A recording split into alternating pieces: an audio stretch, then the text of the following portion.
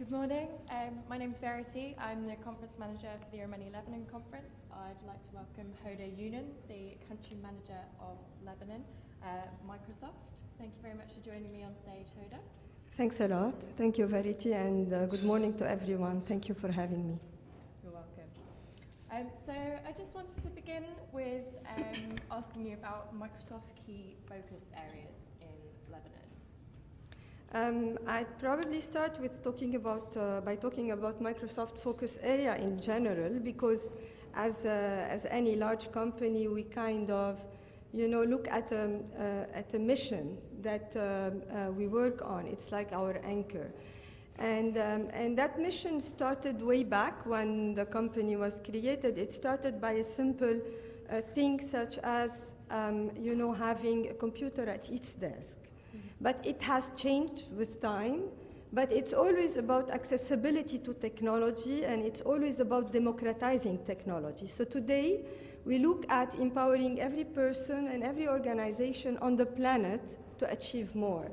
And the planet is, the word is really here as well to talk about inclusion of technology and to talk about democratization of technology. And the fact that technology today is part of not only the way our work, but our life. I can see that everyone has his phone.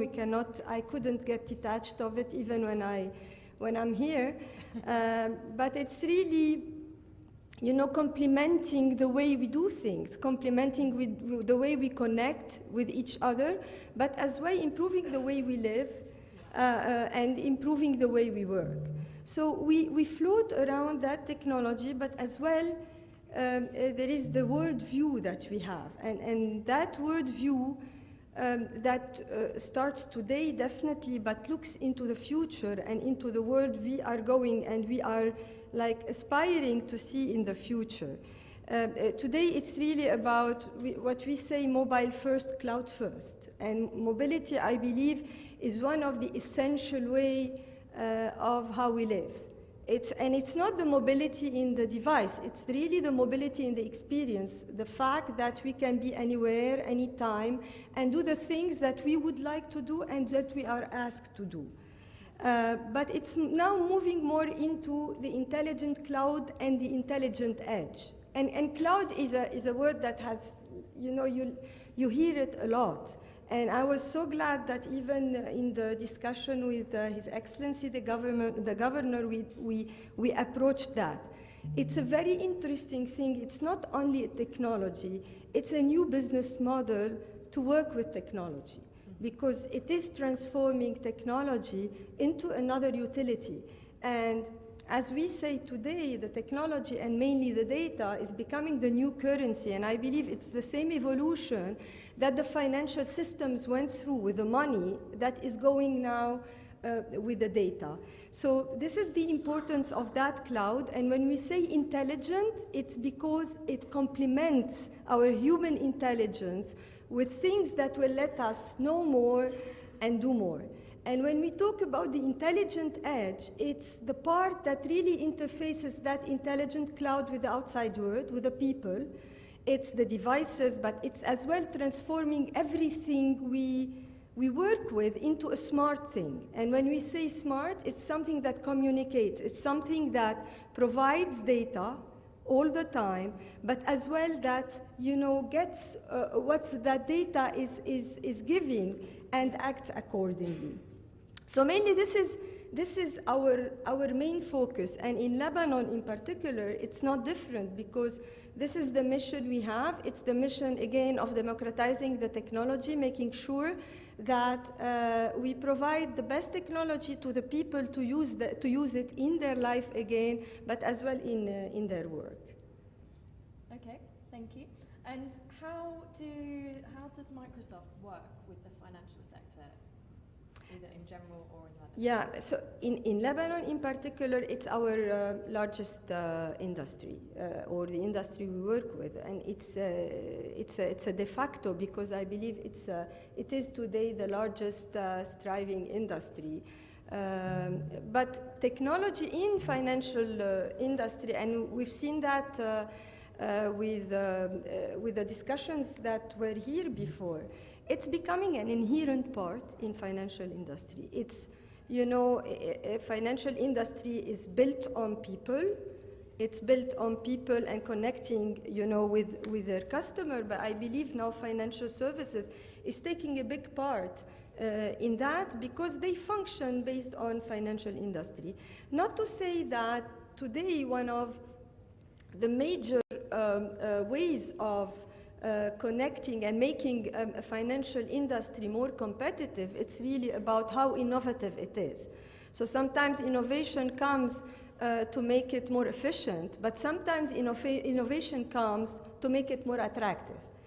The way we see it is through a digital transformation story that, first of all, allows to better, it's built on 4 pillars. The first pillar is the customer of the financial industry. It's working with the financial industry to strengthen the connection with that customer, to become more customer-centric, to make sure that the customer is able to do whatever he wants to do with all the mobility, with all, you know, the data he needs. The second pillar is the employee, and it's about empowering the employee in the financial institutions to have the right tools to better serve his customer. The third pillar that I believe is very important now, and working with the banks, mainly in Lebanon, you see that cost reduction is today one of the major things they are looking at. So optimizing the operation is essential. And optimizing the operation is essential around cost reduction, but as well in providing the right insight into whatever is related to risk and compliance. That is a basis of how financial institutions work. And finally, it's about the part related to reinventing the product. So it's all the innovation we've talked about, looking at new things such as opening up, you know, your systems for the fintechs to be connected, like, for example, embracing new technologies like blockchain or other things. So again, this is very important, but I believe looking at how it's progressing in Lebanon and in the region today, I believe the big delay today, Verity, is mainly on big data and cloud. So the banks are really investing a lot in all the digital channels, but still, you know, you see a lot of siloed investments, and it's costing the banks a lot. Yeah. The cloud itself could really facilitate things, but the embracement of the cloud is very slow because of what His Excellency, the Governor, already said, the compliance. But that compliance is coming from laws that exist, and in particular in Lebanon, I believe there is the banking secrecy law that is forbidding or kind of delaying the banks from taking any data related to customer or to transaction outside the country. So there is an interpretation today of that law in particular that says that there is data sovereignty on any data in that regard. And this is based on many points, on the security, on the privacy, I believe. But I believe laws that have been put in place decades ago should be revised now. And I'm not saying we should open up and we cannot. It's not, I have no empowerment or whatever to say that. But what I'm saying here is interpreting the laws have to be modernized because things have changed. And because today, a data is more secured on the cloud than on premises, because today the data can be, the privacy can be respected on the cloud more than on premise, because there are companies who can invest in security that no single, you know, it's the economy of scale. You cannot, you know, have the same security invested in every single banks. Now, probably large organizations have the luxury, but if you go to the smaller financial industry, this is a big burden. Yeah. And this is, again, probably the last thing I would like to talk about in particularly with financial services is cybersecurity. So criminals now are very innovative, and no one can fight them back unless they are as or more innovative than the criminals. And cyber threat is so big that today it needs to be embraced with more responsibility. But this means a lot of investment for banks. A huge investment that in some of the cases is not justifiable because it will be an additional burden on their P&L. And I don't believe all the banks can go with that now, with all what we've been hearing about how the situation is. So this is a main point as well that today we are addressing with financial services. Yeah. Okay. And obviously Lebanon has a very vibrant and entrepreneurial spirit. How can Lebanon upskill and prepare its people for the coming tech economy? The preparation of the skills is something that starts from the very beginning. It starts with us as parents in the way we prepare our kids to embrace the world, and it's time as well for schools, for higher education, to prepare our kids for, the next set of jobs.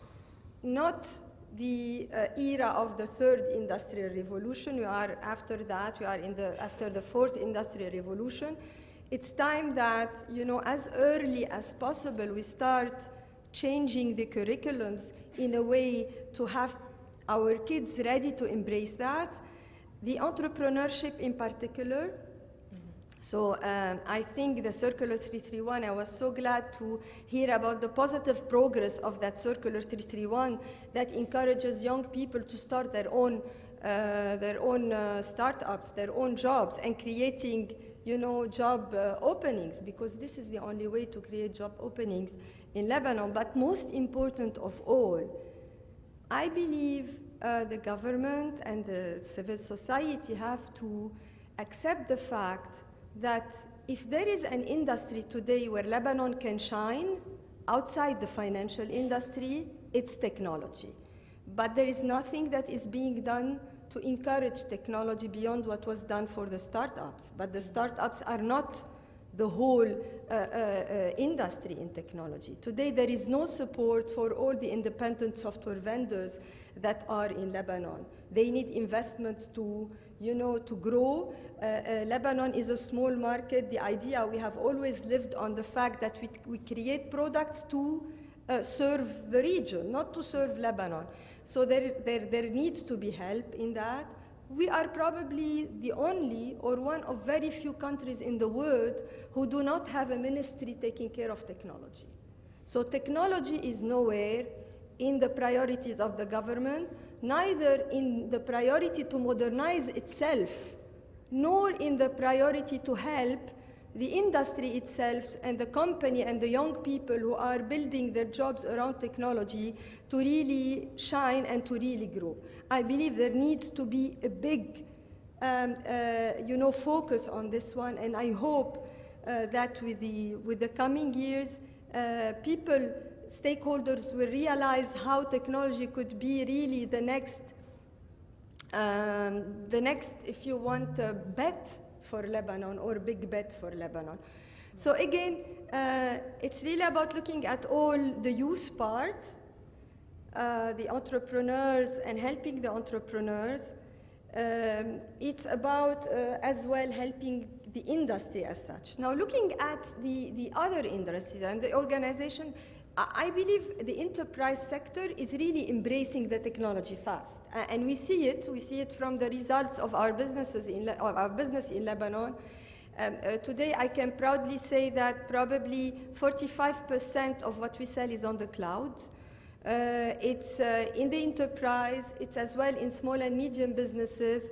And I believe I'm so happy to see in many of your organizations and in other industry organizations, chief digital officers who are part of your board, who take decisions, and that digital transformation, I believe, is considered as one of the priority in the private sector, and hoping that it will go beyond that.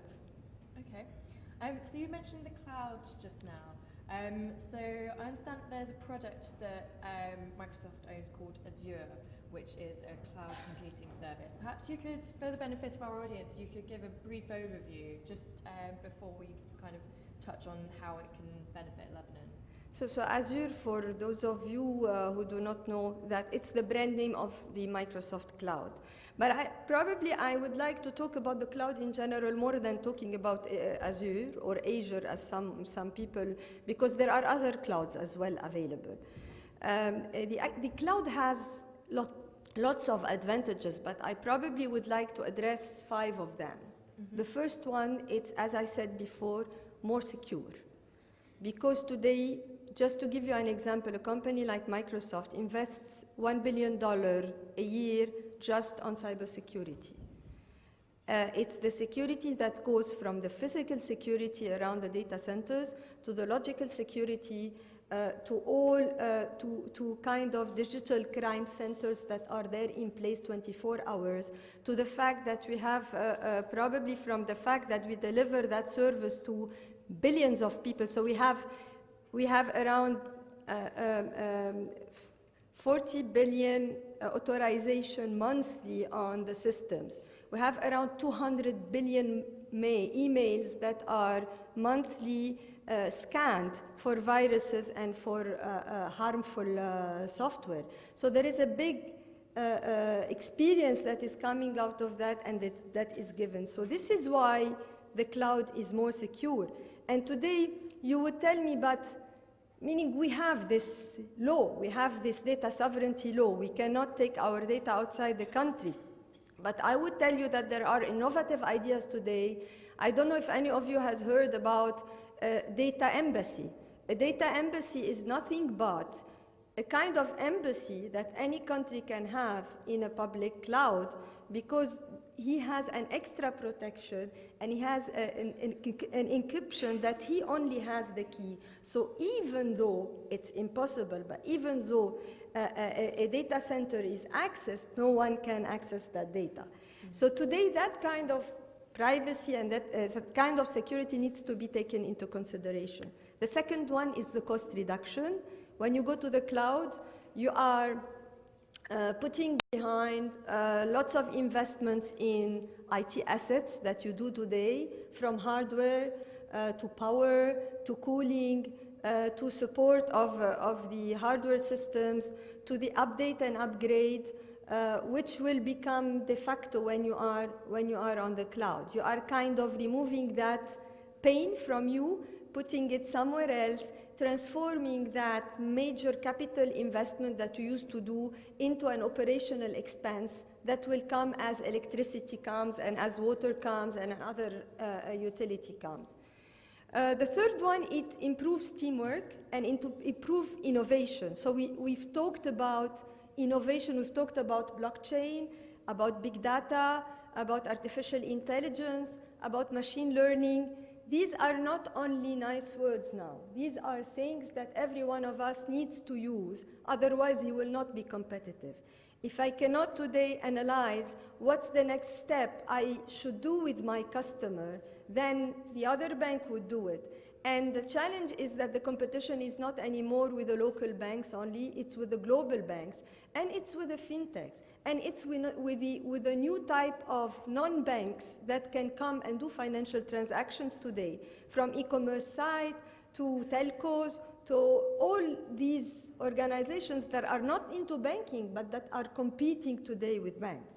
So today it's very important that to embrace those technologies, but to embrace them without the cloud, it will be a huge and an unjustifiable cost, and in some of the cases, something that you cannot do on premise. So it's very important today for everyone to think of it. The third one is, in some of the cases, protection. So we all, I believe, especially in financial services, you all care about business continuity. You all go for disaster recovery, so that if, God forbid, something happens to your the current data center, you can make sure that your data is safe and that you can continue working. So today in Lebanon, we have a very small country. And by default, for a business continuity to be valid and for a disaster recovery to be an acceptable one, it has to be at least 100 kilometers away from the other data center. Otherwise, anything that might happen, seism or probably an invasion from our friendly neighbors, will put us off in one day. So 100 kilometers for Lebanon, if your data center is in Beirut, it's either in Syria or in Israel. So today, it's very essential to relook at the way our laws are in place to protect the data of our customer, and to protect our business. So mainly these are the good things that the cloud could bring. And in particular, Azure is one of them. It provides the possibility of being hybrid, meaning of operating on-premise for some of the data, in the cloud for other types of data, being connected all the time, and providing, very innovative tools for people to use. Okay. And what does a big tech firm like Microsoft do with startups in Lebanon? Startups for us are our future partners. So, and a big hope in using the technology, because after all, if we go back to the mission, these are the people who are going to build on the technology to make it usable and to make it with value to the people who are going to use them. So what do startups need? Beyond probably the investments that you guys provide. They need access to technology, and they need access to markets. So access to technology, again, it's the technology we provide, the cloud. We provide a lot of services that are ready to be used by those startups to be creative and to do what they want to do instead of, recreating things from zero.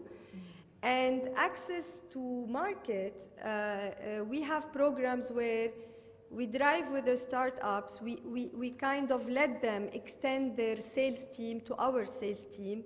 So whenever there is a solution that is interesting, they will have around 40,000 salespeople around the world probably co-selling their solutions.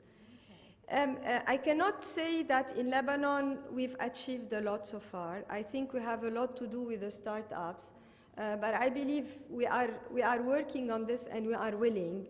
It's only we need to be better in engaging with them, better in identifying them, better in helping them, and better in kind of taking those very interesting applications and systems that they are creating and bursting that into the global market to help them out. Yeah. Okay, thank you.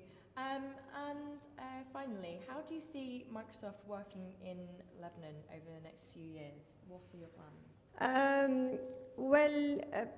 The good thing is so far Microsoft is interested still in investing in Lebanon, and I believe one of the major advantages was the talent, because Lebanon has been so far a big source of talent for Microsoft in the region. It's not only to employ in Lebanon, because we're not that huge in Lebanon. We probably are the largest IT multinational present here. We have an organization of around 55 people sitting in Beirut, but covering as well the region, not only Lebanon. But we have been a good source of talent for Microsoft throughout the years. And there is a big interest in Lebanon because as well, although the market is not that big, we have been able to create very interesting examples of projects that could be replicated elsewhere. And I can say that probably with the financial services, we have very, very interesting stories that we are proud of outside, in the global market. So our commitment to Lebanon is to make sure that we execute on our mission here, is to bring as much attention and as much help for the industry as such, for the young people going with the industry as such, and for the organizations who would need our help in surviving, in growing, in succeeding in the country. Okay, thank you. Just wanted to ask if anybody in the audience has any questions for Hoda. Yes. Could we get a microphone over to this gentleman over here, please?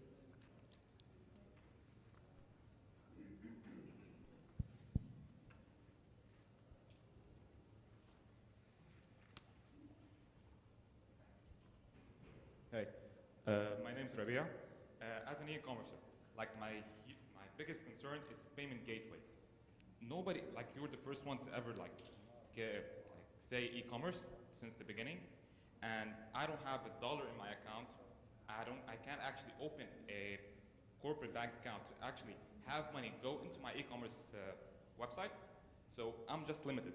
How are the banks going to help us, like small people and young people that don't have 20 million liras to open a bank account, a corporate bank account, and start getting money in? I'm not sure I can answer you, but I can kind of probably would look at the banking people who are here, but definitely this is one of the examples where probably we need to engage all of us as stakeholders in helping. I believe Rabia is a developer and an entrepreneur trying to kind of create a product, and where he's not really able to have the prerequisites for banks to support him in e-payment. Rabia, I wish I could help you. Well, thank you very much. Unfortunately, we're out of time. But I just wanted to thank you very much, Hoda. It's been a pleasure having you on stage with me. Thank you, everyone. It was a pleasure. Thank you.